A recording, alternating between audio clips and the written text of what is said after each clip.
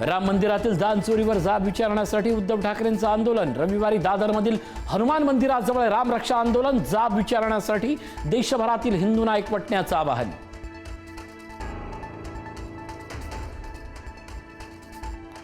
राम मंदिरात चोरी होते आणि चोरीचा पैसा इतर पक्ष फोडण्यासाठी केला जातोय। देशातील पक्षफुटीवरून उद्धव ठाकरेंचा सनसनाटी आरोप। ऑपरेशन राम मंदिर भाजप करतंय का? उद्धव ठाकरेंचा सवाल।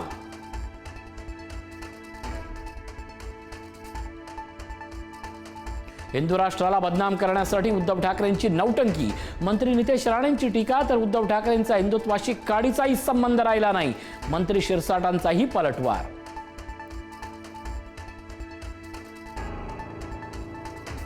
राम मंदिर देणगी चोरी प्रकरणी दोषींवर कठोर कारवाई करा। राष्ट्रीय स्वयंसेवक संघाची पहिली प्रतिक्रिया।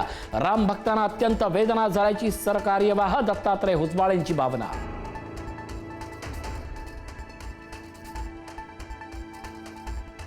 राज्यात शाळा परिसरात स्टिंग पेय विक्रीला बंदी। शाळांच्या 500 मीटर परिसरात स्टिंग पेय विकण्यास बंदी। मंत्री नरहरी झिरवळ यांचे निर्देश।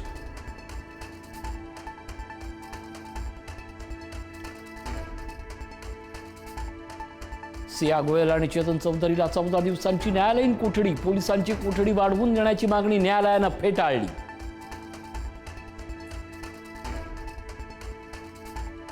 काल झाडावर होतं, आज मॅनहोलमध्ये झालं असं म्हणत साटम यांनी उडवली टिंगल। मुंबईतल्या दुर्घटनांवर मुंबई भाजप अध्यक्ष अमित साटम यांचं असंवेदनशील वक्तव्य। साटम यांचं विधान म्हणजे निर्लज्जपणाचा कळस। विरोधकांची टीका।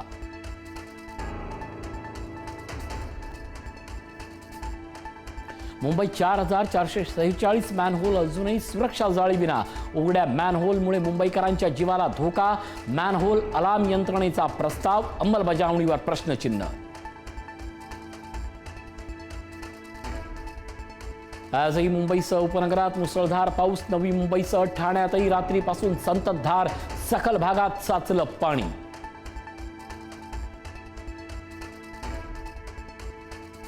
मीरा भाईंदरमध्ये झाड कोसळून जखमी झालेल्या तरुणाचा मृत्यू। राहुल पाटीलचा उपचारादरम्यान मृत्यू। 2 दिवसापूर्वी धावत्या मोटरसायकलवर कोसळलं होतं नारळाचं झाड।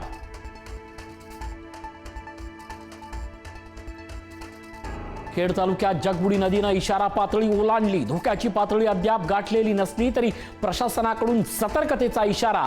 संततधार पावसामुळे जगबुडी नदीच्या पाणी पातळीत झपाट्यानं वाढ।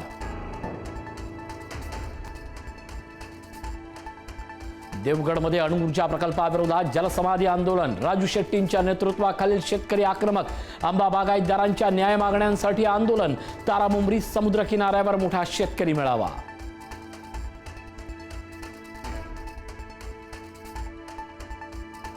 मुंबईतल्या अंधेरी युनायटेड इमारतीत भीषण आग। जीव वाचवण्यासाठी रहिवाशांनी खिडक्यांमधून मारल्या उड्या। अग्निशमन दलाचं युद्धपातळीवर बचाव कार्य सुरू। आगीचं कारण अद्याप अस्पष्ट।